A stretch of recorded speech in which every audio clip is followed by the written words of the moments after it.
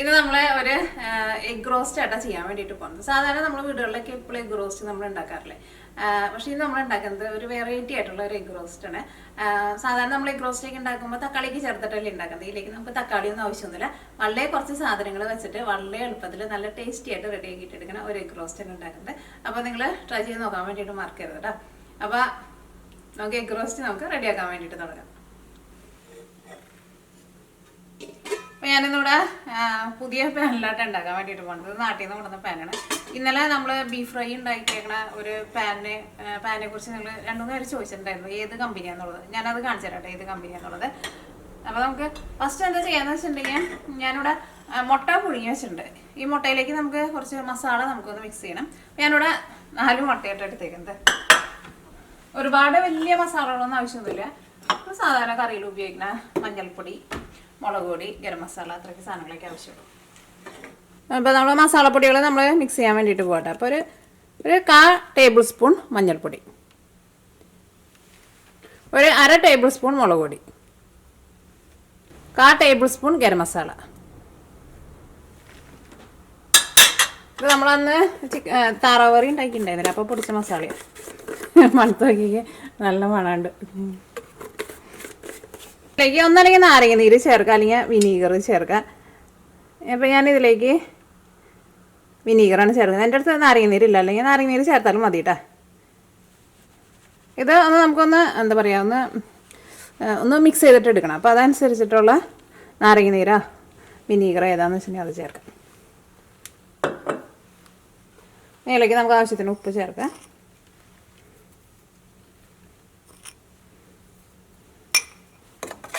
ഇതെല്ലാം കൂടിയിട്ട് നന്നായിട്ടൊന്ന് മിക്സ് ചെയ്യുക.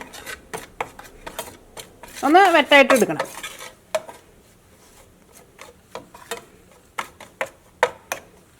ഒരിച്ചിരിയും കൂടി വിനീഗർ ചേർക്കാം.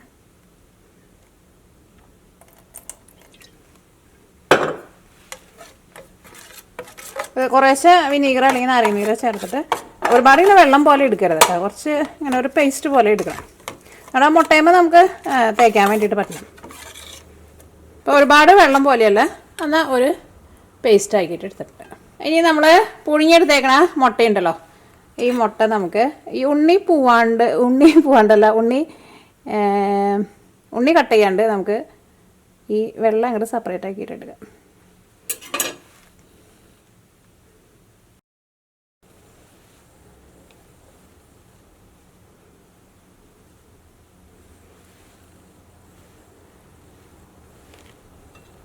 അപ്പോൾ നമ്മൾ എടുത്ത് വെച്ചേക്കണ 4 മുട്ടയും നമുക്ക് ഇതേപോലെ ഉണ്ണിയും വെള്ളയും സെപ്പറേറ്റ് ആക്കിയിട്ട് എടുക്കാം.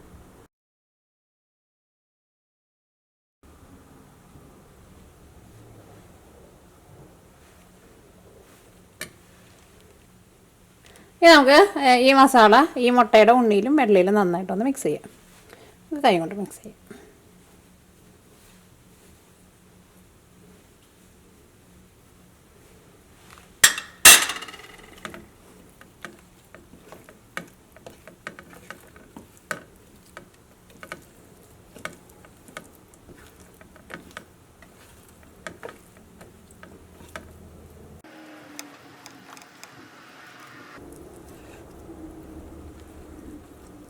മുട്ടയുടെ എല്ലായിടത്തും കൈ കൊണ്ട് ഇങ്ങനെ നന്നായിട്ടൊന്ന് തേച്ച് കൊടുക്കാം.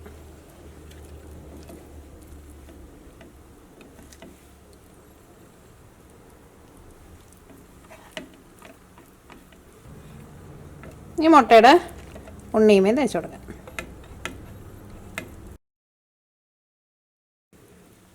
അപ്പോൾ ഇതേപോലെ ഇങ്ങനെ മിക്സ് ചെയ്തിട്ട് ഫസ്റ്റ് ഇതാണ്ട് റെഡി ആക്കിയിട്ട് വെക്കുക. അപ്പോൾ അങ്ങനെ നമ്മുടെ മുട്ടയിൽ നമ്മൾ മസാലയൊക്കെ പരട്ടി റെഡി ആക്കിയിട്ട് വെച്ചിട്ടുണ്ട്. അപ്പോൾ ഫസ്റ്റ് ഇതിങ്ങനെ പരട്ടി റെഡി ആക്കിയിട്ട് വെക്കുക. കാരണം ഇതൊരു 10 മിനിറ്റ് ഒന്ന് റെസ്റ്റ് ചെയ്യാൻ വേണ്ടിയിട്ട് വെക്കണം. ഇനി നമുക്ക് മുട്ട റോസ്റ്റിലേക്കുള്ള മസാല നമുക്ക് റെഡിയാക്കാം. അപ്പോൾ അതിലേക്ക് നമുക്ക് വേണ്ടത് ഞാൻ പറയില്ലേ തക്കാളി വേണ്ട, സവോളയും വേണം, പിന്നെ ഇഞ്ചിയും വേണം, വെളുത്തുള്ളിയും വേണം, കുറച്ച് മുളക് പൊടിയും വേണം. അപ്പോൾ ഇത്രയും സാധനങ്ങൾ വെച്ചിട്ടാണ് നമ്മൾ റെഡിയാക്കാൻ വേണ്ടിയിട്ട് പോകുന്നത്. പിന്നെ കുറച്ച് ലാസ്റ്റ് നമുക്ക് ടേസ്റ്റിന് വേണ്ടിയിട്ട് കുറച്ച് ഗരം മസാലയും ചേർക്കാം. അപ്പോൾ ഞാനിവിടെ ഇതേപോലത്തെ 2 സവോള എടുത്തിട്ടുണ്ട്, ഇതേപോലത്തെ ഒരു കഷ്ണം ഇഞ്ചി എടുത്തിട്ടുണ്ട്, ഇത്രയ്ക്ക് വെളുത്തുള്ളി എടുത്തിട്ടുണ്ട്. ഫസ്റ്റ് എന്ത് ചെയ്യണമെന്ന് വെച്ചിട്ടുണ്ടെങ്കിൽ നമുക്ക് ഈ സവോള നമുക്ക് മിക്സിയിൽ ഇട്ടിട്ട് ഒന്ന് അരച്ചിട്ടെടുക്കുക. കുറച്ച് മുളക് പൊടിയും കൂടിയും ചേർത്തിട്ട്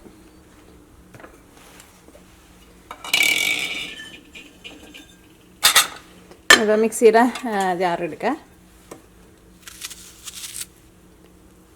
അപ്പോൾ അങ്ങനെ ഒരുപാട് ഇങ്ങനെ ചെറുതാക്കാനോ നിൽക്കണ്ട. കുറച്ച് ഇതേപോലെ കുറച്ച് വലിയ പീസായിട്ട് തന്നെ കട്ട് ചെയ്യാം.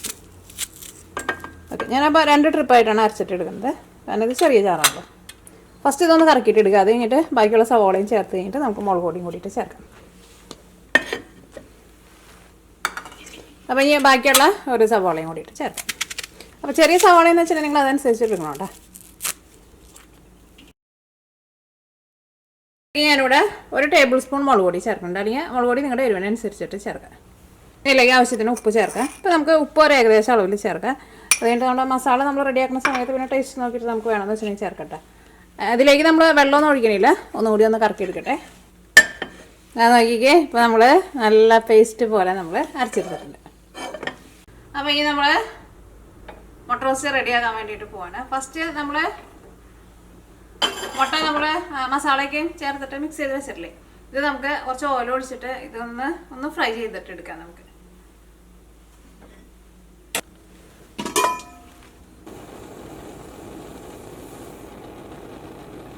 ആയിട്ടുണ്ട്. ഓയിൽ ചൂടായി കഴിയുമ്പോൾ പിന്നെ ഒരു മീഡിയം ഫ്ലെയിമിൽ വയ്ക്കാം. നമുക്ക് ഫസ്റ്റ് മുട്ടയുടെ ഉണ്ണിയിടുക. ഒരു മീഡിയം ഫ്ലെയിമിലിട്ടിട്ട് 2 സൈഡും തിരിച്ച് മറിച്ചൊക്കെ ഇട്ടിട്ട് ഒന്ന് മൊരിയിച്ചിട്ട് എടുക്കുക.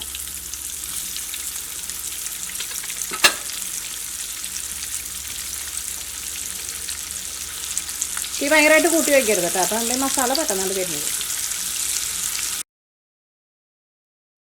അപ്പോൾ നമ്മുടെ മുട്ടയുടെ ഉണ്ണി ഇതാ അത്യാവശ്യം നന്നായിട്ട് മൊരിഞ്ഞിട്ടുണ്ട്. നമുക്ക് ഓയിലിൽ നിന്ന് എടുത്ത് മാറ്റാം.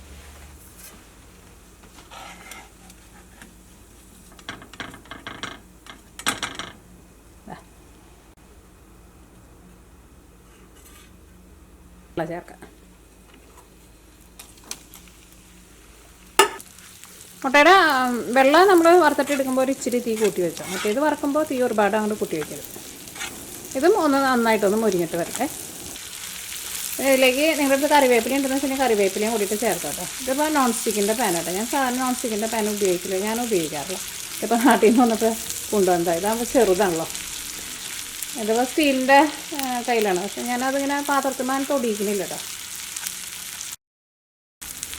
ഇവിടെ മസാലയ്ക്ക് മുരിയണ നല്ലൊരു മണമൊക്കെ വരുന്നുണ്ട്. ഇവിടെ മുട്ട ഏതായാലും ചെറുതായിട്ടൊന്ന് മുരിഞ്ഞിട്ടുണ്ട്. ആ മസാലയുടെ ഒരു പച്ച ടേസ്റ്റൊക്കെ പോയിട്ടുണ്ട്. നമുക്ക് മുട്ട ഇതിനെടുത്ത് മാറ്റാം.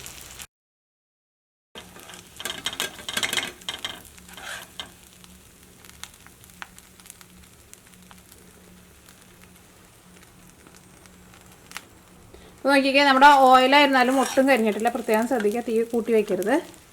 ഈ നമ്മൾ അരച്ച് വെച്ചേക്കണ നമ്മുടെ സവാളയുടെ പേസ്റ്റ് ഉണ്ടല്ലോ, അത് നമുക്കിതിലേക്ക് ചേർക്കാം. അല്ല, അതിന് മുമ്പായിട്ട് ഇപ്പോൾ തീ ഞാൻ ലോ ഫ്ലെയിമിലാണ് വെച്ചേക്കുന്നത്. ഇനി നമ്മൾ വെളുത്തുള്ളിയും ഇഞ്ചി എടുത്ത് വെച്ചിട്ടില്ലേ, അത് നല്ല നെരുന്നിനെ നല്ല കനം കുറച്ചിട്ട് നമുക്ക് കട്ട് ചെയ്തിട്ട് എടുക്കാം.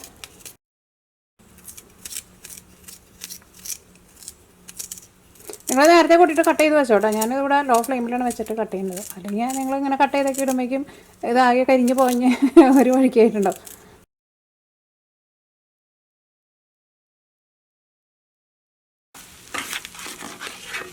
ചില സാധനങ്ങൾ നമ്മൾ ഉണ്ടാക്കുമ്പോൾ ഇച്ചിരി സമയം എടുത്തിട്ട് ഉണ്ടാക്കുന്ന സാധനങ്ങളുണ്ടാവും.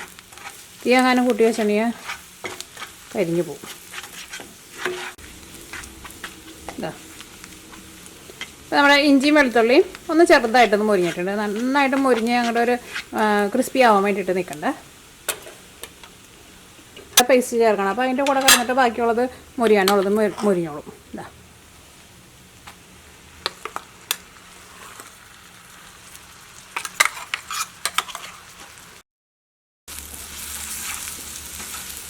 ഇനി നമ്മുടെ ഈ സവാളയുടെ പേസ്റ്റും ഇതിനകത്ത് കിടന്നിട്ട് നന്നായിട്ട് മുരിഞ്ഞ് വരണം. നന്നായിട്ട് മുരിഞ്ഞിട്ട് ഒന്ന് ചെറുതായിട്ടൊന്ന് ഓയിൽ തെളിഞ്ഞ് വരണം.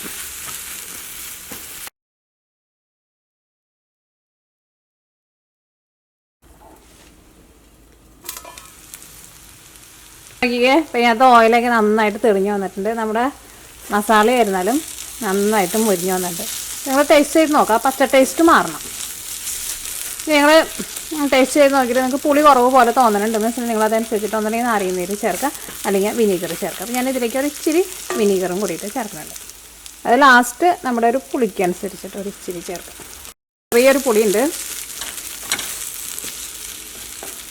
ആ മസാലയൊക്കെ ആയിരുന്നാലും ഞാൻ ആദ്യം ടേസ്റ്റ് ചെയ്ത് നോക്കിയപ്പോൾ ആ സവാളയുടെ ഒരു പച്ച ടേസ്റ്റ് ഉണ്ടായിരുന്നു. അപ്പോൾ അത് നന്നായിട്ട് മുരിഞ്ഞ് നല്ലൊരു ടേസ്റ്റ് വന്നിട്ടുണ്ട്.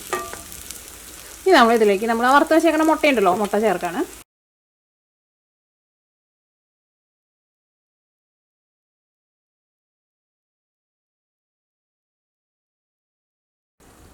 ഞാനിവിടെ അതാ ഒന്ന് തീ കുറച്ചിട്ട് ഒരു 5 മിനിറ്റ് ഇതാ മൂടി വെച്ചിട്ടുണ്ടായിരുന്നു.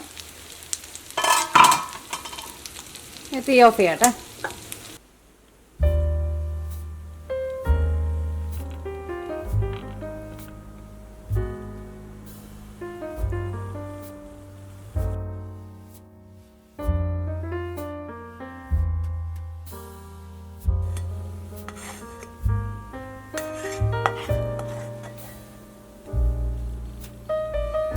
അപ്പോൾ അങ്ങനെ നമ്മുടെ സിമ്പിളായിട്ടുള്ള എഗ് മസാല റെഡി ആയിട്ടുണ്ട്.